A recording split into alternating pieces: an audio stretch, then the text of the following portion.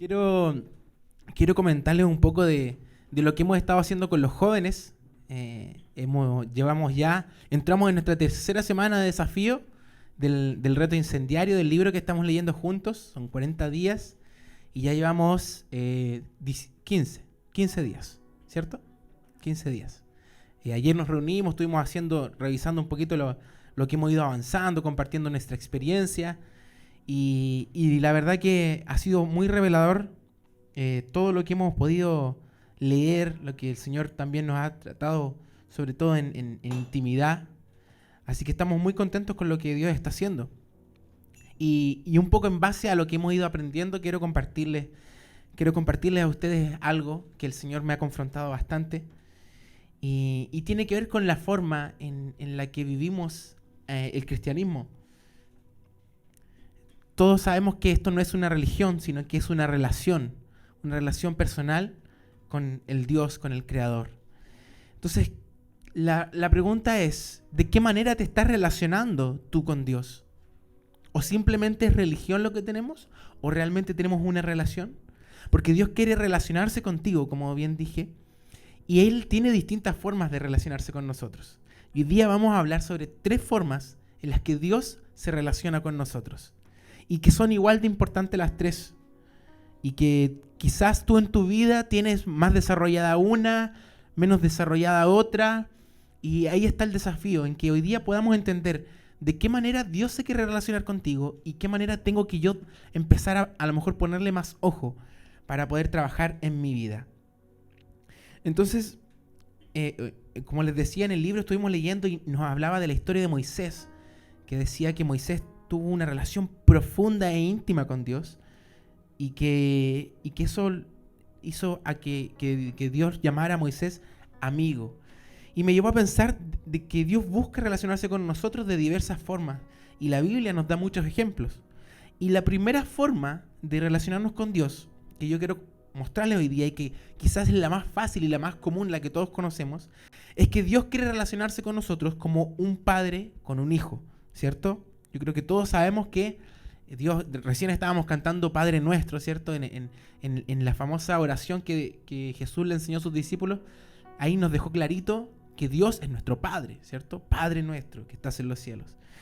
Toda aquella persona que reciba a Cristo en su corazón, que toma su gran decisión, pasa a ser llamado hijo de Dios. Y tenemos la evidencia bíblica de eso en Juan, capítulo 1, en el verso 12. Se los voy a leer.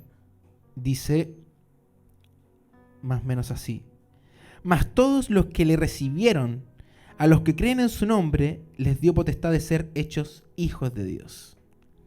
En la versión NTV dice: para todos los que creyeron en Él y lo recibieron, les dio derecho de llegar a ser hijos de Dios. Y quiero detenerme en estas 2 frases, estas 2 palabras que él usa, que dice: a todos los que creyeron y le recibieron. Porque tenemos que entender que no todas las personas que están en este mundo son hijos de Dios. A veces creemos que todos somos hijos de Dios, pero no es así. Aquí la Biblia nos dice que solamente aquellos que creyeron y le recibieron. Entonces, lo primero es separar lo que hemos dicho muchas veces: hijo de Dios a creación de Dios. Todos somos creación de Dios, todos fuimos creados por Dios. Pero aquellos que no han creído en Él y no le han recibido, aún no tienen ese derecho que dice aquí el versículo a llamarse hijos de Dios. Entonces, ojo, porque a veces estoy por mi vida caminando y digo, yo soy hijo de Dios, pero ¿he creído y he recibido a Dios en mi corazón? A veces tenemos amigos que dicen, no, sí, yo creo en Dios. Pero no es lo mismo que creer que haberlo recibido en tu corazón. No es lo mismo decir, no, si yo sé que hay un Dios que lo creó todo, pero no es lo mismo tener un creador que tener un padre. No es lo mismo. Entonces el desafío es a entender que para relacionarnos como hijos, como padre e hijo con Dios, tenemos que haber creído y tenemos que haberle recibido, ¿cierto? Haber orado en nuestro corazón y haberle dicho, Dios, yo te recibo en mi corazón, quiero que tú seas mi padre y yo ser tu hijo. Esa es la condición para que seamos llamados hijos de Dios. 2 acciones clave entonces: creer y recibirle. Hay gente que dice creer en Dios, pero no le ha recibido en su vida. Y no funciona así. Se debe creer y se debe recibir. Todos somos creación, pero no todos somos hijos. Solo aquellos que creen y le reciben tienen derecho a llamarse hijos de Dios. Y para ser llamados hijos, debemos tener un encuentro personal con Él. Dios dice que seremos hijos, no nietos, no sobrinos. No usa la palabra nietos, sobrinos. A veces creemos que heredamos la fe de nuestros padres, pero yo me acuerdo mucho que un pastor decía, Dios no tiene nietos. O sea, la experiencia de tus padres no se transmite a la tuya. Tú tienes que vivir tu propia experiencia. No basta con que, no, es que mi papá fue pastor, o mi abuelito fue un hombre de Dios, mi tío, mi tía a lo mejor es cristiana. Dios no tiene ni sobrinos ni nietos, Dios tiene hijos. Y para ser hijo debes tener una experiencia personal con Dios. Debes buscar tener tu propia experiencia. A mí me pasó, mis papás son pastores y muchas veces se cree que por el hecho de que tus papás son pastores uno como que está automáticamente en lo mismo. Pero yo tuve que vivir mi propia experiencia de creer y recibirlo en mi corazón. Y lo mismo debe pasar contigo. A veces nos quedamos simplemente con lo que hemos recibido, la tradición familiar, pero déjame recordarte, Dios no tiene nietos, Dios no tiene sobrinos, Dios tiene hijos. Y los hijos son aquellos que creen y le reciben. Amén. Y entonces me refiero a que debemos vivir una experiencia personal, una experiencia espiritual. Y quiero leerles Romanos 8:16, que dice lo siguiente, dice, pues su espíritu se une a nuestro espíritu para confirmar que somos hijos de Dios. Eso dice Romanos 8:16. Anótelo ahí y lo lee en su casa. Pues su espíritu, el espíritu de Dios, se une a nuestro espíritu para confirmar que somos hijos de Dios. Hay una experiencia espiritual en la cual el Espíritu de Dios se une a nuestro espíritu y confirma, este es mi hijo. Si yo no he tenido esa experiencia en la cual mi espíritu se une con el Espíritu de Dios, aún no he sido confirmado como un hijo. Necesito vivir esa experiencia y necesitamos anhelar vivir esa experiencia, porque a veces vivimos simplemente con la teoría, pero no hemos vivido la praxis, que es la teoría y la práctica juntas, en la cual yo creo, pero también lo vivo, pero también busco vivir esa experiencia, ¿me entienden? Porque Dios quiere relacionarse. ¿Por qué Dios quiere relacionarse con nosotros como un padre y como un hijo? ¿Se han hecho esa pregunta? ¿Por qué Dios quiso ser un papá para nosotros? Primer punto, porque nos ama. O sea, Dios quiso ser un padre para nosotros porque nos ama. Y aquí tenemos el ejemplo en Primera de Juan 3:1, un versículo famosísimo. Miren con cuánto amor nos amó nuestro Padre, que nos llama sus hijos. Y eso es lo que somos. Pero la gente del mundo no reconoce que somos hijos de Dios porque no lo conocen a Él. Pero quiero que nos quedemos con lo primero. Miren con cuánto amor nos ama el Padre, que nos llama sus hijos. Dios quiso ser un padre para nosotros porque nos ama. No hay mayor ejemplo de amor que el que puede tener un padre con un hijo, una madre con un hijo. Él sabía que ese amor paternal era lo que le faltaba a la humanidad. Y por eso Él quiso ser un padre para nosotros. Él desea relacionarse con nosotros con el amor que solo un padre sabe darle a un hijo. Ese es el primer punto porque Él quiso ser un padre. El segundo es porque Dios tiene compasión de nosotros. Y tenemos el versículo en Efesios, capítulo 1, verso 5. Dios decidió de antemano adoptarnos como miembros de su familia al acercarnos a sí mismo por medio de Jesucristo.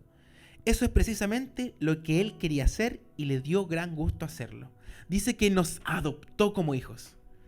Yo creo que pocos actos de compasión tan grandes hay como cuando una persona decide adoptar a un niño. Cuando quizás hay un niño que queda huérfano o pierde a sus padres y alguien cercano dice, yo me voy a hacer cargo de este niño. Por compasión. Porque un niño está indefenso, quedó solo, no tiene padre, no tiene madre, y yo en un acto de compasión decido hacerme cargo de la vida de este hijo que no es mío, no es de mi sangre, pero me compadezco de él, ¿cierto? Y Dios hizo lo mismo con nosotros. Dice que nos adoptó, porque tuvo compasión de estos seres humanos que andaban perdidos, que se habían alejado de Él, que habían sido destituidos de la gloria, que se habían alejado. Dijo, yo a este pueblo yo lo quiero adoptar como un hijo, porque me compadezco de ellos. La compasión se define como sentimiento de pena, de ternura y de identificación ante los males de alguien. Dios vio a la humanidad, vio los males que habían en la humanidad y dijo, yo me compadezco de estos y yo los voy a adoptar. Tuvo compasión de nosotros. Dios vio a la humanidad caída, vio las pérdidas, vio lo perdidos que estábamos nosotros, lo lejos que estábamos de Él, y en su compasión decidió adoptarnos como sus hijos. Tercera razón, quiso ser un padre porque tiene misericordia. A veces confundimos la compasión con la misericordia y no es lo mismo. Quiero leerles un versículo, Gálatas 3, 25 al 26. Dice, y ahora que ha llegado el camino de la fe, ya no necesitamos que la ley sea nuestra tutora, pues todos ustedes son hijos de Dios por la fe en Cristo Jesús. ¿A qué se refiere este versículo? Se refiere a que nosotros estábamos esclavos a la ley, ¿cierto? La ley demandaba ciertas cosas de nosotros. Demandaba que no matáramos, ¿cierto? Que no mintiéramos, que no robáramos, que no codiciáramos, que honráramos a nuestros padres. Los 10 mandamientos, ¿cierto? Y nosotros no fuimos capaces de cumplir la ley. No fuimos capaces. Entonces estábamos sujetos a muerte. Porque el que no cumplía la ley, muerte. Y Dios vio esto, dijo, ellos no están cumpliendo el estándar, están destinados a la muerte porque no pudieron cumplir la ley. Pero yo tengo misericordia de ellos. Yo les perdono sus muchas faltas. Sus muchos pecados pueden tener, muchas fallas, pero yo tengo misericordia de ellos. Yo les voy a dar una otra oportunidad. Y solo un padre puede dar una segunda oportunidad a un hijo. O sea, solo un padre sabe lo que es perdonar a un hijo. Cuando el hijo se fue de la casa y como el hijo pródigo, ¿cierto? Y estuvo despilfarrando y cuando vuelve, solo un padre sabe la emoción de reencontrar a su hijo y perdonarlo y abrazarlo. Quizás uno puede pelearse con un amigo y va a ser un sentimiento, pero no se va a igualar al sentimiento de que un padre ve a su hijo equivocarse y aún así decida perdonarlo. Dios necesitaba ser un padre para poder perdonar nuestros pecados y tener misericordia de sus hijos. Es por eso, Dios tuvo misericordia de nosotros, porque vio que los humanos no fuimos capaces de obedecer la ley. Entonces la única forma que Dios podía perdonar nuestros muchos pecados fue tomando la posición de un papá. Un papá que puede estar muy enojado o decepcionado, pero siempre va a tener una actitud de perdón hacia su hijo. Yo creo que los que son padres tal vez lo comprendan mucho mejor. Yo aún no sé lo que es ser un padre, pero sí sé lo que es ser un hijo y que tu papá te perdone y tu mamá te perdone. Mis padres me han perdonado mucho y puedo sentir en esos actos de perdón en cómo Dios también nos perdona a nosotros. Amén. En esta relación de padre e hijo, Dios nos ofrece su amor, su gracia, su compasión, su perdón, su misericordia, etc. Por eso Dios se quiso relacionar de esta manera con nosotros, para ofrecernos todo eso. Pero ahora la pregunta es, ¿qué espera Dios de sus hijos? Y la Biblia nos da un claro ejemplo de qué espera un padre de un hijo. Como dije, cuando dio los 10 mandamientos, Dios dio un mandamiento que tenía relación con los padres. Y es el único mandamiento que no es una negativa. La mayoría de los mandamientos son no matarás, no robarás, no codiciarás, no levantarás dioses ajenos. Pero este mandamiento es el único que no te dice no, sino que te dice haz. No te dice no hagas, te dice haz. Y ese es el mandamiento de honra a tu padre y a tu madre. Y en Efesios 6, del 2 al 3, dice, honra a tu padre y a tu madre. Ese es el primer mandamiento que contiene una promesa. Si honras a tu padre y a tu madre, te irá bien y tendrás una larga vida en la tierra. Entonces, ¿qué quiere Dios de sus hijos? Que le honren. La clave de esta relación de padre e hijo, de nosotros y Dios, es la honra. Quizás muchos pensaríamos que lo más importante de un hijo a un padre es la obediencia, el respeto, pero la honra es obediencia y respeto elevado al cuadrado. La honra es el siguiente nivel más allá de la obediencia y el respeto. La gran diferencia entre obediencia y honra es que la obediencia requiere una orden. Yo te digo, hijo, ponme la mesa, hijo, lávame la loza, hijo. Hay una orden y yo la obedezco. Pero la honra no necesita una orden. La honra es una actitud que nace del corazón de la persona que quiere agradar a alguien. La honra no necesita una orden, no necesita que me manden a hacer algo. Y tenemos un ejemplo maravilloso en la historia de David. David era un hombre que conocía su lugar como hijo. Él sabía que Dios era su padre. Podemos observarlo en los salmos, cada vez que clamaba al Padre, ¿cierto? Y cada vez que David cometía errores, tremendos errores, él corría a los brazos del Padre. Él sabía dónde pedir perdón, sabía en qué lugar podía pedir perdón y conocía su lugar en la mesa. Sabía que él, por más errores que pudiera cometer, él tenía un lugar en la mesa del Padre, donde podía ser perdonado, donde podía encontrar refugio. Y además de eso, decidió en su corazón de hijo honrar a Dios. Y lo vemos cuando decide construir el templo para Dios. En ninguna parte de la Biblia aparece que Dios le pidiera a David que construyera el templo. No estaba en los planes de Dios. Dios le dijo a Moisés, constrúyeme un tabernáculo, ¿cierto? Dios le había dado unas especificaciones claras a Moisés de cómo tenía que ser el tabernáculo, ¿cierto? Que era una carpa, más bien, ¿cierto? Bien decorada, con sus espacios. Esas instrucciones Dios se las dio a Moisés. Pero David tenía ese tabernáculo y dijo, yo quiero algo más grande para mi Dios. Yo quiero honrarlo con un templo que sea la casa de Dios donde yo pueda habitar todos los días de mi vida. Y eso fue lo que maravilló el corazón de Dios y dijo, este es un hombre conforme a mi corazón, porque él no busca solo obedecerme, él quiere honrarme. Y eso es lo que un hijo debe hacer con un padre. Si tú quieres relacionarte como un hijo y un padre con Dios, tienes que buscar honrarlo. Eso es lo que Dios quiere. Que actuemos sin que Él nos diga. Que no tengamos que estar esperando una orden para hacer algo, sino que nuestro corazón esté buscando honrarlo, agradarlo en todo tiempo. Amén. Esa es la primera manera en la que nos relacionamos con Dios, como un hijo y un padre. Todos lo sabemos, ¿cierto? Desde pequeños hemos escuchado que Dios es Padre, que somos sus hijos, etcétera, etcétera. Pero hay una segunda manera para relacionarnos con Dios y que no es tan popular, aunque es bien conocida también, pero no es tan popular. Y dice que Dios quiere relacionarse con nosotros como un rey y un siervo.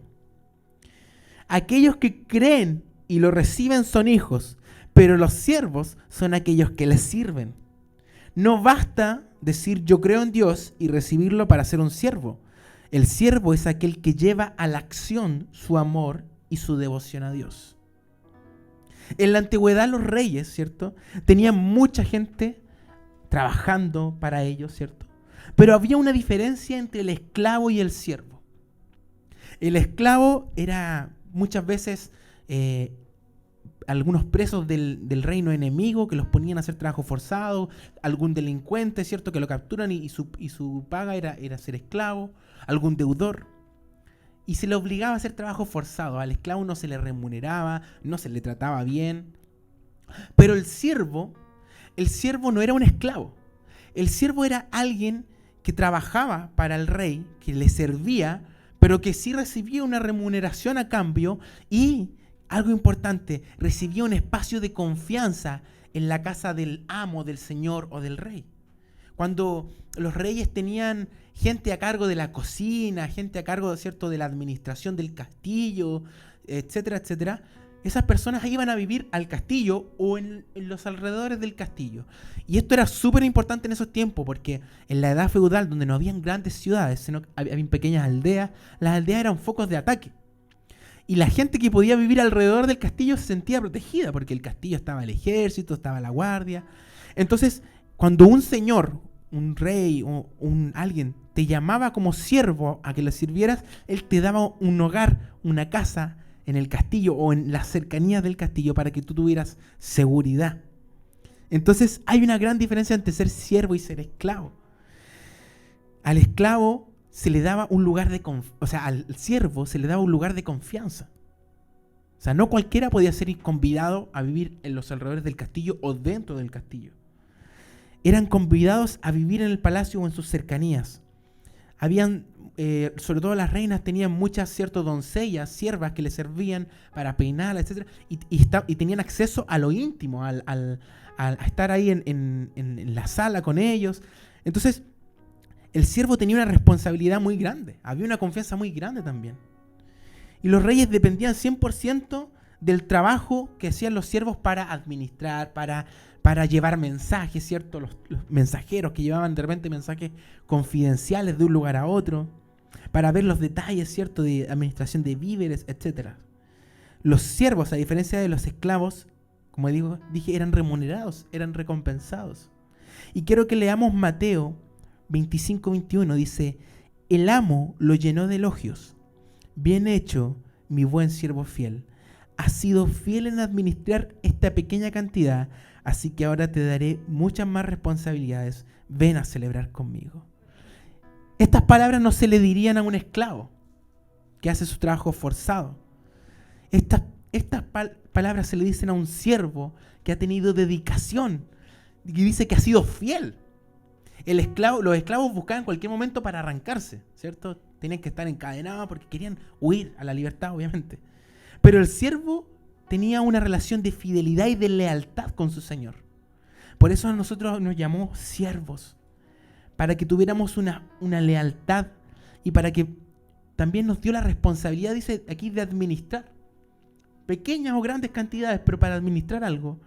Y aquí dice, has sido fiel en lo poco que te entregué y ahora te daré mucha más responsabilidad. Y le dice, ven a celebrar conmigo. Dios quiere que seamos sus siervos porque confía en nosotros y quiere darnos la responsabilidad de hacer su voluntad aquí en la tierra. Dios necesitaba que alguien aquí en la tierra hiciera su voluntad, hiciera su obra, hiciera su misión. Y nos escogió a nosotros como siervos para hacerlo. Cuando los reyes le encomendaban a alguien, a los siervos, a una misión, era un gran honor. Y estaban dispuestos hasta a dar sus vidas por la misión que les encomendaba su rey, su señor. Pero nosotros muchas veces desestimamos esta relación de siervo.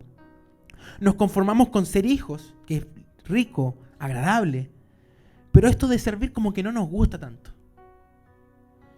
Y aquí la palabra dice en Juan 12:26, todo aquel que quiera servirme debe seguirme, porque mis siervos tienen que estar donde yo estoy. Y el Padre honrará a todo el que me sirva.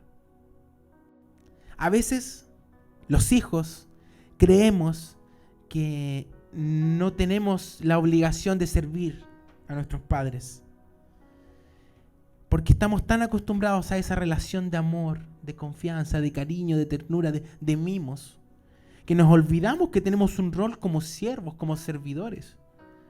Y aquí dice, todo aquel que quiera servirme debe seguirme, porque mis siervos tienen que estar donde yo estoy. O sea que un siervo, si tú te llamas siervo, tú debes hacer la voluntad de Dios, hacer lo que Dios te manda hacer. Y muchas veces declaramos que Dios es el rey, el dueño de todo, pero a la hora de los que hubo, ¿cierto? No queremos servirlo. Nos olvidamos que es el dueño de todo y de nuestro tiempo y de nuestras vidas. Jesús mismo nos entregó la pauta para ser un buen servidor. Jesús sabía que era el Hijo de Dios, tenía clarísimo, pero él también sabía que era un siervo. Y por algo dijo, está escrito en Filipenses 2, del 6 al 8, dice, Jesús, el cual siendo en forma de Dios, no estimó ser igual a Dios como cosa que aferrarse, sino que se despojó a sí mismo, tomando forma de siervo, hecho semejante a los hombres, y estando en la condición de hombre, se humilló a sí mismo, haciéndose obediente hasta la muerte y muerte de cruz. O sea, Jesús sabía que era el Hijo de Dios, ¿cierto? Pero dice que Él no estimó eso como cosa que aferrarse. Y a veces como que nosotros queremos, los hijos pasa que de repente se quieren aprovechar de su posición de hijos como para aferrarse a algo. Pasa con la gente que a lo mejor tiene grandes empresas, ¿cierto? Y el hijo ya se cree el dueño de la empresa por herencia. Y aunque es herencia, la actitud que deberíamos tener es la que tiene Jesús, que no estimamos que no damos por sentado la herencia por segura, no damos por estimado el que soy hijo de tal persona. puedo hacer lo que yo quiera. No, sino que Jesús dijo, yo soy hijo de Dios, pero yo no estimo esto como algo a que aferrarme. Yo, por así decirlo, me rebajo, me humillo y me hago un siervo. Me hago igual a los hombres. Y fue obediente hasta la muerte y muerte de cruz. Él nos dejó el ejemplo exacto de cómo ser un buen siervo y de lo importante que es servir. El siervo siempre quiere agradar al rey y está dispuesto a darlo todo. Esa es la siguiente forma en la cual nos relacionamos con Dios, como un siervo con un rey. No quita en ningún momento que somos hijos. Jesús fue siervo y en ningún momento dejó de ser hijo de Dios. En ningún momento. A veces creemos que no, es que yo soy hijo, es que yo no soy siervo, yo soy hijo. O yo soy un súper siervo. Entonces, no es uno o lo otro, es todo. ¿Me entienden? Hay que ser siervos, hay que servirle a Dios en la obra, en la iglesia. La palabra dice que la mies es mucha y los obreros son pocos. Faltan verdaderos servidores a veces. Somos muchos los hijos, pero a veces tan pocos los siervos. Y es una necesidad servirle al rey. No hay honor más grande que servirle al rey. Amén.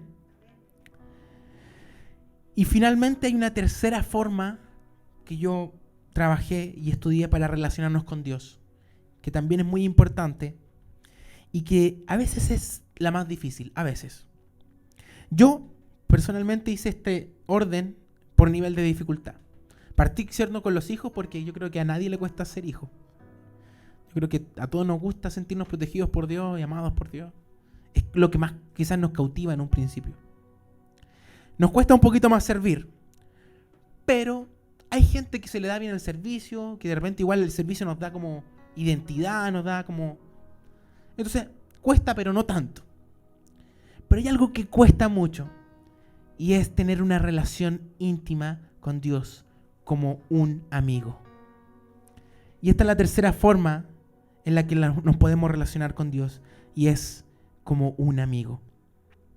Porque Dios quiere conocerte íntimamente. Y esto es lo que hablaba mucho el libro la semana pasada.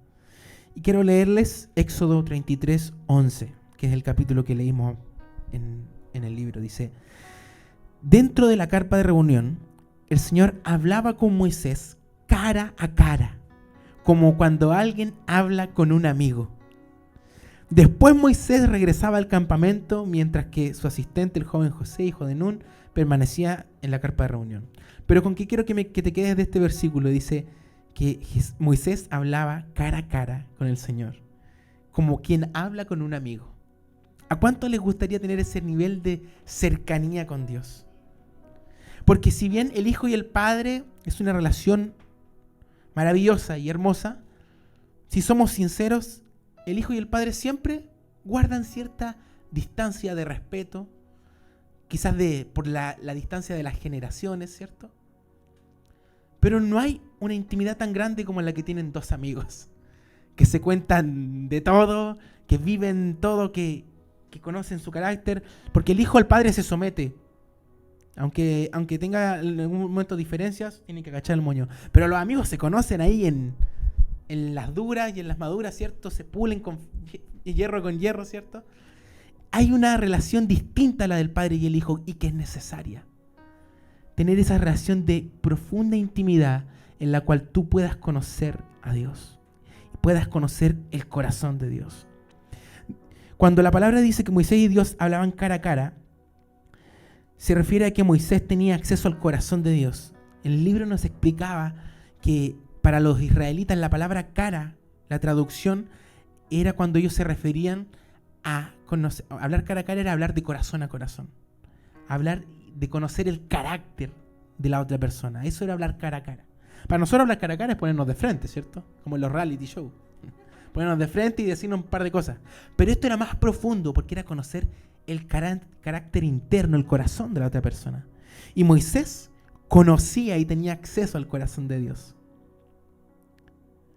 Salmos 103, verso 7 dice: dio a conocer su carácter a Moisés y sus obras al pueblo de Israel. La Biblia nos dice que Dios dio a conocer su carácter a Moisés. Yo creo que no hay nada más genuino que conozcan tu carácter. Porque el carácter no se puede maquillar. Nosotros muchas veces tenemos apariencias, pero cuando conocen tu carácter, conocen realmente quién eres y cómo eres. O sea, mi carácter es súper... es como muy parte de la esencia de uno, de cómo es uno. Y a veces no es perfecto, ¿cierto? El carácter tiene lo bueno, ¿cierto? Que a lo mejor puede ser muy servicial, muy cariñoso, pero el carácter también puede tener lo impulsivo, lo mañoso, ¿cierto? De una persona. Entonces, que alguien conozca tu carácter es que conozca muy en profundidad tu persona. Y este versículo que dice que Dios dio a conocer a Moisés su carácter y al pueblo sus obras, hace una diferencia. Que dice que algunos podemos conocer la mano milagrosa de Dios, podemos ver sus milagros, podemos ver cómo Dios intercede por nosotros, pero no todos pueden conocer el corazón de Dios. A lo mejor hemos visto obrar a Dios, hemos visto su mano, pero no hemos visto su corazón. No hemos visto todavía su carácter. Solo aquellos que invierten tiempo de amistad con Dios serán capaces de conocerle en profundidad. El pueblo dice que cuando escuchó la voz y los truenos en el desierto, tuvo miedo y no quiso relacionarse directamente con Dios. Le pidieron a Moisés, le dijeron: Moisés, por favor, nosotros tenemos temor. Tú habla con Dios, nosotros no queremos hablar con Dios, tú sé el intermediario. Y sacrificaron esta oportunidad de ser amigos de Dios. Y dijeron: Moisés, tú. Y Moisés fue el que subió a la montaña y que habló cara a cara con Dios. Podría haber sido todo el pueblo el que hablara cara a cara. Podrían haber sido todos amigos de Dios. Pero eligieron quedarse abajo de la montaña por miedo, por temor. Algunos a lo mejor por apatía, por no sé. Pero eligieron quedarse abajo y solo conocer la mano milagrosa de Dios. Conocer cómo abría el mar rojo, la columna de fuego, milagros maravillosos. Pero se perdieron conocer el carácter y el corazón de Dios. Que eso solo Moisés lo pudo hacer. El pueblo de Israel decidió quedarse abajo. Y Dios está esperando que nosotros lo busquemos en profundidad y lo conozcamos como un amigo. Dios en ningún momento, imagínense, Dios, el creador de todo, en ningún momento fue así como de decir: no, yo no, ustedes son mi hijo, no, ustedes son mis siervos, no. Dios repetidas veces dijo a hombres: ustedes son mis amigos. Dijo que Abraham fue su amigo, dijo que Moisés fue su amigo aquí, dice que caminó con Enoc, ¿cierto? Dios no tenía problemas para relacionarse íntimamente con el hombre. Dios, es más, desea relacionarse íntimamente con el hombre. Lo que pasa es que nosotros no queremos invertir el tiempo suficiente en esa amistad. Preferimos invertir en muchas otras amistades, en otras relaciones, pero no en la amistad con Dios. Y Dios desea que seamos sus amigos. Salmos 27:8 dice: mi corazón te ha oído decir: ven y conversa conmigo. Y mi corazón responde: aquí vengo, Señor. David dijo: mi corazón ha oído decirle a Dios, que Dios diga: ven y conversa conmigo. Dios le decía a David: ven y conversa conmigo. La invitación era de parte de Dios a David: ven, conversa conmigo.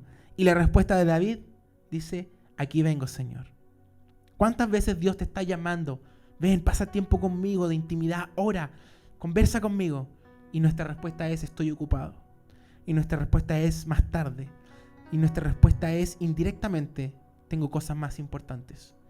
Cuando elijo quedarme pegado en televisión, en TikTok, o salir al mall, mi respuesta indirectamente es: no eres tan importante, Dios. Nuestra respuesta debería ser como la de David, que dice: aquí vengo, Señor. O como Samuel, que le dijo: heme aquí. Pero rechazamos la oportunidad de estar cara a cara con Dios por no querer invertir tiempo a esa relación. A veces pensamos que los casos como Moisés, como David, como Abraham, como Enoc, ¿cierto?, son especiales. Y pareciera que Dios tiene un gran grupo selecto y de favoritos, pero no es así. Todos tenemos acceso a la relación. La diferencia es que no todos están dispuestos a invertirle tiempo a esa relación. Y aquí hay una frase que escribió Itiel Arroyo en el libro que me encantó. Y que dice, Dios no tiene favoritos, Dios tiene íntimos. Quiero que lo repitas conmigo. Dios no tiene favoritos, Dios tiene íntimos. O sea, está al alcance de nosotros esa relación de amistad. Si tú quieres ser parte de esos amigos de Dios, solo necesitas intimidad. No es necesario ser el favorito, no existen los favoritos, existen los íntimos. Quiero hacerte el llamado para que empieces a relacionarte con Dios de una forma diferente. Para que puedas conocer a Dios más allá de la comodidad de ser hijo, o más allá de la satisfacción de servirlo. Que conozcas el corazón de Dios que está reservado para aquellos que lo anhelan más que nada en este mundo. Aquellos que anhelan tener un encuentro con Dios cara a cara. Porque es fácil que nos quedemos en la relación de padre e hijo, como dije antes, porque necesitamos, porque todos necesitamos y queremos un papá. Todos. Es un poco más difícil, como decía, servirlo. Pero hay gente que es activista y que cae en el activismo y que hace cosas, ¿cierto? Pero que no han tenido la profundidad de tener una relación con Dios. Como decía también Itiel, no en el libro, en un video que vimos, a veces nos enfocamos demasiado en las cosas que hacemos más que en para quién lo hacemos. Entonces, más allá de ser un padre y un hijo, más allá de ser un siervo y un rey, quiero que hoy día pensemos en cómo sería ser amigo del Dios viviente. Puede resultarme ser más fácil ser hijo o ser siervo. Cada quien sabe. Hay gente que le puede costar una cosa más que otra. Pero hoy es el tiempo para pasar a una relación más íntima con Dios. Pasar tiempo con Dios en oración, en ayuno, leyendo su palabra, teniendo conversaciones apasionadas, tratando de conocerlo un poco más. Eso cuesta. Cuesta que le separemos un espacio en nuestra agenda para simplemente desnudar nuestro corazón ante Él y decirle, Señor, quiero conocerte a ti. Porque a veces cuando estamos en nuestros tiempos de intimidad y de oración, lo único que hacemos es, Señor, ayúdame, fortaléceme, necesito esto, y hablamos de nosotros. ¿Y cuando nos preocupamos en conocerlo a Él? Es como si alguien tuviera una cita, dos personas tuvieran una cita, y una persona hablara todo el tiempo de Él. Es que mis problemas, que esto, yo creo que eso latiaría tremendamente a la otra persona. Que una persona todo el tiempo estuviera hablando de Él. Y a veces nuestra relación con Dios, nuestra amistad con Dios no prospera porque estamos tan centrados en nosotros y en nuestras necesidades que nos olvidamos de que necesitamos conocerlo a Él. Que necesitamos tocar el corazón de Dios como lo hizo David, como lo hizo Moisés. Como lo hicieron hombres que fueron capaces de mover el corazón de Dios. Hay una canción súper linda que escuchamos, ¿cierto? Que dice, mover tu corazón es lo que quiero. Imagínense, Dios estuvo a punto de destruir al pueblo de Israel. Pero Moisés fue el que dijo, Señor, por favor, no los destruyas. Y solo porque Moisés tenía acceso al corazón de Dios, porque era un amigo, Dios lo escuchó y no destruyó al pueblo. Abraham, que también era otro amigo de Dios, que hablaba con él, le intercedió por su sobrino Lot. Dios iba a destruir Sodoma y Gomorra sin miramientos, iba a destruir nomás porque era una ciudad terrible. Pero Abraham le dijo, Señor, ¿y si hubieran tantos justos? Y una y otra vez le preguntó hasta que por lo menos pudo interceder por su familia, por Lot. Pero Dios tuvo en consideración las palabras de su amigo. Dios tiene en consideración las palabras de sus amigos. La pregunta es, ¿somos amigos? Porque es muy peligroso centrarnos tan solo en una forma de relacionarnos con Dios. Porque a veces queremos darnos identidad a través de nuestro servicio. Pero ¿qué pasa? Que Dios no está buscando nuestro servicio, sino que conocernos a nosotros y que nosotros lo conozcamos a Él. Eso es muy importante entenderlo. Pero y al fin y al cabo, quiero que entendamos también que no se trata de elegir un tipo de relación. No se trata de decir, yo quiero ser amigo, yo quiero ser hijo, o yo quiero ser siervo. Es un conjunto, es un complemento de cada una de estas relaciones. Tenemos que aprender a ser hijos, a ser siervos y a ser amigos. Porque Moisés no fue solo amigo de Dios, no se pasó solamente hablando con Él. Él también sirvió. Él hizo milagros. Él lideró un pueblo. Y vaya que era tarea liderar ese pueblo. Los sacó de Egipto. Hizo cosas. Fue un siervo. Pero también fue amigo. Entonces no tratemos, a veces los seres humanos nos encanta solamente encasillarnos en una cosa. Y tenemos que buscar relacionarnos con Dios como un hijo, como un siervo y como un amigo. Yo elijo ser hijo, elijo ser siervo y elijo también ser un amigo. No quiero amoldarme simplemente a lo que a mí me gusta o a lo que se me hace más fácil. Yo quiero buscar a Dios en toda la profundidad de lo que Él es. Porque no podemos encasillarlo solo como papá. Él es más que un papá. No podemos solo encasillarlo como un rey, porque Él es más que un rey. Y no podemos encasillarlo solo como un amigo, porque es más que un amigo, Él es todo.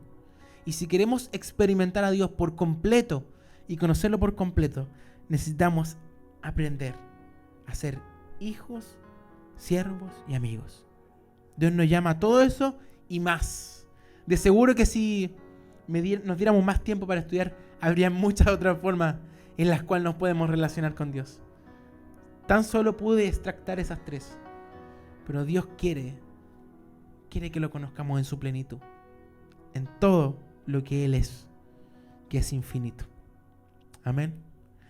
Quiero que nos tomemos un tiempo para reflexionar en esto y para pedirle a Dios.